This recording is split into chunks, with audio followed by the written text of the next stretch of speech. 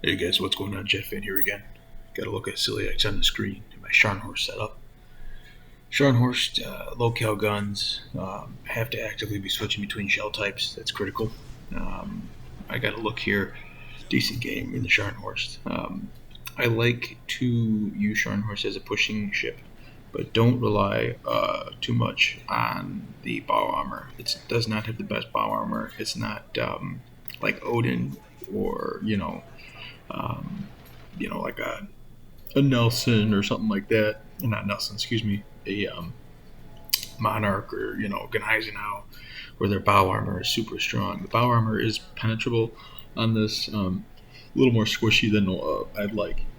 So you have to know when to push and when to back off a little bit, and things like that. So it's a field ship. It's not the easiest ship to play. I like it because it's a little bit of like the cruiser, pocket battleship, battle cruiser feel. So the guns reload in 20 seconds. Has a pretty good feel to them. I've bounced back and forth with this Silly X build if I wanted to go brawler on this ship because it drops to 16-1, just like my setup is for Gneisenau.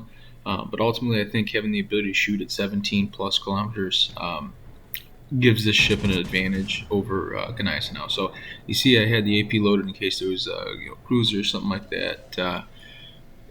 Sailed broadside. I immediately switched to the HE because that Colorado is pretty well angled, and I'm not going to do much damage. So I get 5 shell hits, and I don't get a single, point or HP pool hit of damage. So it's a pretty darn good sign to switch to the HE. You switch to the HE here, you get a fire. So you gotta know how to play this ship. It's an active shell type switching ship. Fubuki pops up. Note 4 enemy cruisers, or excuse me, 4 enemy destroyers on the opposing team and 1 enemy cruiser. So definitely HE is going to be highly recommended in this game. You see here that the effectiveness and the reactiveness of the Scharnhorst rudder, but unfortunately I started turning a little too late, so that is going to be a hit on the stern. So we're going to keep throwing shells out here with this Colorado. You're going to see part of the reason why I struggle in this Scharnhorst. It's a broadside Colorado, and I'm struggling to really do damage. The AP isn't doing much. HE struggling, so that's a tendency that I fall into sometimes in the Scharnhorst. Is that I say, oh, it's a battleship. You're supposed to be able to do battleship caliber damage. Realistically, these are high caliber cruiser guns. I mean, these are not the 11-inch cruiser guns, battleship guns, whatever you want to call it. It's a hybrid kind of in between. It's not your standard 14, 15-inch battleship guns, right? And it's not your 8-inch cruiser guns or 6-inch cruiser guns. It's that wonky in between that's devastating against cruisers, struggles against battleships. So this Colorado's turning broadside again. I flipped back to AP to throw more rounds at him. Note that destroyer that's hiding behind the island. I'm worried about him pushing out around the corner, so I'm going to throw it in reverse here. Fubuki pops out, secondary start chiming in, get a hit or two. You see that destroyer pop out again. What's that? The Akatsuki. So I'm just going to throw. Oh no, I didn't shoot there. So I drop spot. So as soon as I drop spot, I'm going to start pushing forward here. Okay, I'm going to try to catch these destroyers off guard. This is what I like about the Scharnhorst. It's reactive. It can be aggressive. So immediately, this Akatsuki realizes that he royally effed up. Okay, Fubuki's still sitting in the smoke screen. Fubuki should have been out of there about 10 seconds ago. This is a play that the Fubuki should not have made. Staying alive is the right play. Throw some rounds out there. We get the first bloods. Fubuki's off the board. Okay, so I'm gonna be cautious from this Colorado off of my port side because I don't want to give him flat broadside. So you're going to see me constantly going and checking and making sure that he's not turning those big 16-inch US Colorado guns at me. I don't want to take that in the broadside. That would definitely hurt. So I'm going to keep pushing this destroyer because I mean. I want to chase this destroyer. We have a friendly destroyer, the Asashio, out there as well. I'm hoping he could spot this, the Akatsuki. But you see me then turn out because I don't want to rush too far. I want to get rid of this flank. I want to clean this flank up and then push back toward B. We have we're in the process of capturing A. I am, and have B as well. We don't have C, so we're up. We have a 2-ship advantage right now. Okay, we just captured the Alpha objective. So now my plan is to go after this Colorado, knock this Colorado off. I have the speed advantage on him. I can close the gap. Let's get rid of this Colorado, then swing back and try to protect B. That's what I'm thinking. Meanwhile, I'm also saying with the rear gun, we'll throw some rounds at the Peter Velicki, and if that enemy destroyer pops up, we will throw some rounds at him as well.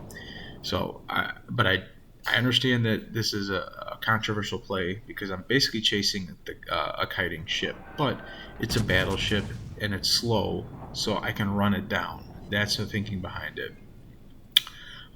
And I don't really want to turn broadside to go back to the B cap and give this Colorado flat broadside because it'll definitely punish me. And by keeping this battleship, by basically letting him stay in the game, I think it could come back to haunt us because then he would have crossfires when we're angling against everybody else. So, for some reason, he decides he wants to turn in. He wants to go toe to toe with Scharnhorst. This is a bad play, I think, by Colorado. He has me.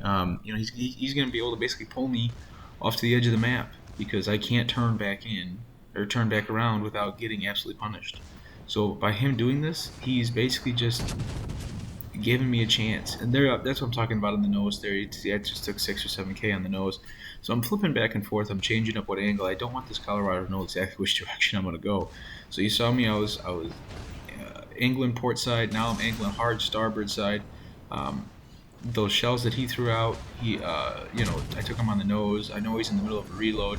He takes 3 torpedoes. He gets sunk. He's off the board for our second kill of the game with 67,000 damage and a cap. We have 5 fires, 2 sinkings, a cap, 3 torpedoes, first blood, and 67,000 damage. This is the Scharnhorst at its best right here. You're about to see some more quality plays out of the Scharnhorst here in this game, and this is a better game for me in the Scharnhorst. If you made me choose between Scharnhorst and Gneisenau, I'm going to have the very unpopular opinion. I'm going to say give me Gneisenau. The reason why is because I want my battleship to have battleship caliber guns. I like to be able to do damage against battleships, but at the same time, I appreciate the Scharnhorst for what it is. I like the Scharnhorst to a point, but it's not my favorite ship. It's definitely not my favorite German ship. I would have to rank quite a few ships ahead of it from a battleship standpoint. But you see there, the AP does give us a good hit there for our 3rd sinking on the Peter Velicki, up to 72,000 damage, and we got 3 sinkings here. So now we're going to push back into the B cap. You see I highlighted the sector of the map. That's where I'm thinking that this destroyer is. I don't want to keep... It's a kind of a tough call because I want to, and you see the destroyer pop up there at 5.9 kilometers straight ahead of me. It's a Gopal. So I'm going to just throw whatever I have out there, clear the tubes, right? Completely whiff, but that is what it is. So now I'm going to go after this Gopard, whatever, French destroyer. And that's because when destroyers pop up, you got to shoot them. That's rule number 1 of winning plays.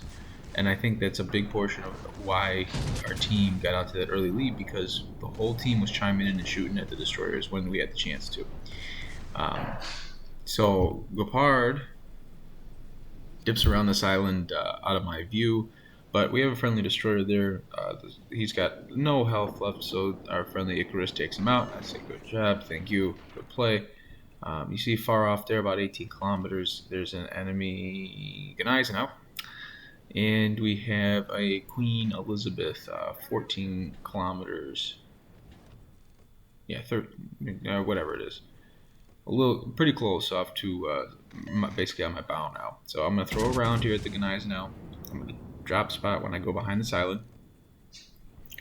I'm trying to tell our friendly destroyers here, as you can see, to get back, because the Suicide Torp doesn't help us here. Force them to come to us. If you go off the board, if both those destroyers go off the board, now they have the destroyer advantage and 2 battleships, and 1 is a pushing battleship, and we're kind of spread out here. So, and if you look, we have one of our battleships is pretty low health here coming up. So this game is not as comfortable as it looks on the scoreboard originally. So I was pretty concerned that we were going to have one of our guys go bum rushing in there. So when they started making that original play, and I'll give these guys absolute credit, they heeded my advice and they turned back around. So that's a great play by them. I'm glad that they made that play. It's a winning play. This Queen Elizabeth, for some reason, I don't know what it was about this game, but people did not take this Scharnhorst seriously. They sailed toward it. That's a play that you don't make against German battleships, especially ones with um, torpedoes. That you kite away, you force them to chase you down. You force them, like I showed the last video I put up in the Massachusetts, by throwing it in reverse and forcing that Tirpitz. If you guys remember, if you haven't, go ahead and you could rewatch it. By forcing that Tirpitz to keep sailing at me, and then forcing him to keep having to close the distance, what ended up happening was that it gave our whole team a long time to shoot at him before he could legitimately get a torp thread off on me, and we ended up sinking him before that. I want this Icarus to get back. I do not want him to sail out and go after this Queen Elizabeth. Um, so Queen Elizabeth starts to back up, tuck it around the corner. I shoot high into the superstructure. We get a 2300 hit there. At this point, I'm saying, all right, let's go. I'm gonna push around this corner. I'm gonna try to throw some torpedoes at this. I know I'm going to be giving broadside, whatever. But then you see this Queen Elizabeth, for some ungoodness reason. I do not understand why he did this. He had me in a good spot. Stay behind the island, protect yourself from the torpedoes. He comes sailing out around. I'm going to end up beaching myself here. I throw the shot at the guns. Why? Because I want to try to knock one or two of them out. We did knock one out. And then he eats 3 torps and he's off the board. That's a play that, I mean, you have the advantage with the island. Okay, Scharnhorst cannot do substantial damage. The Scharnhorst's biggest threat is its torpedoes. If you're playing against Scharnhorst, don't make that play, right? Protect yourself. Force the Scharnhorst to have to make an aggressive play against you, and potentially open its broadside up, etc. So at this point, we're cracking hunting. I'm going to throw this shot out here at the Icarus. Didn't give it enough lead. Unfortunately, I don't think. Yeah, I'm not going to end up getting the sinking on this. It's just tough. You're going to see in a little bit. I got a little frustrated, especially with these Scharnhorst guns, because they're not my favorite. I've said they're not my favorite. But I still think this is a very effective ship and viable ship. So I'm trying to blind fire them from the smoke screen. I just want the Kraken at this point. Whatever. And of course, there's a miss. And just gonna try to sail after and try to go get the kill. But I'll just let you guys know now. Spoiler alert. Unfortunately, I'm not gonna get the sinking, but you will see something that did activate me here. You're gonna see with the HE shell with a ship, a destroyer, a Fubuki, that has about 100 damage left. I'm gonna get, or an Icarus, excuse me. I'm gonna get a hit and a penetration and not sink him. Watch this. It's right here. Right there. Yeah, there it is. Incapacitation. Oh my gosh. And of course, friendly destroyer making the good play, chiming in with the guns. It's going to take this Icarus down, and that's the end of the game. So you got a 4 sinking match there with the Scharnhorst. Not a dominant game, but it shows what makes Scharnhorst effective and what can make it dangerous. So 4 sinkings, 117,000, 2,400, almost 2,500 XP. If you liked the video, give it a like. We'll see you next time out on the high seas, guys.